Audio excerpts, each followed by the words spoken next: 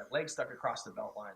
When you're threatening arm bars, you're trying to come from the guard in the back, a lot of times it's very difficult to get that hook threaded from the belt line between their legs. So you start thinking about that leg across the belt line, though, as being very close to technical mount. Because come back to that technical mount idea. This is a very strong position for me. I have that shin all the way across Daryl's belt line, all the way to the far hip, my knees near this hip, my foot's near this hip, his heel's kind of pinched in. This is a pretty strong position for me, right? Now, if we take this position, Daryl pulls his knees this way, he turtles up.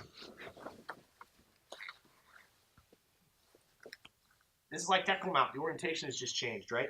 So I know I'm pretty close to technical mount when I'm in this position. So I can figure out if I can figure out a way to get from here to my technical mount, I have another good option for myself. So let's rotate towards the camera a little bit, Daryl. Perfect. So this is actually a technique I learned from one of our black belts here. His name's Brad Mahaley. It's a really effective technique. If you look at it, it's stupid simple. It's really easy to forget that it's there. So when I'm attacking this position, I want the arm most of the time. If I'm here and I'm going to bail on the back, I'm going to dive after this arm and attack it, start going behind Daryl's head.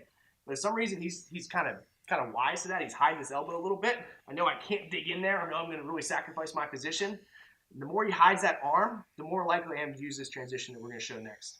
So with these toes, I'm going to start digging into the mat. Just touching the mat here. That's going to make me contact, give me a leverage point. Take both hands here. Start moving this leg out just a little bit. So I'm kind of making a little bit of an angle, a little more like my technical mount, right? If you put me up right now, I'd be there. So with these hands, I'm just going to do a back pedal. Pushing right into technical mount.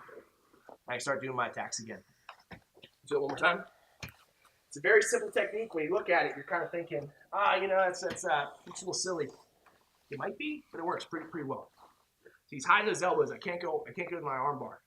Dig these toes into the mat, just push them right through, because this foot's stuck on the belt line, right? So I'm going to go use that to my advantage.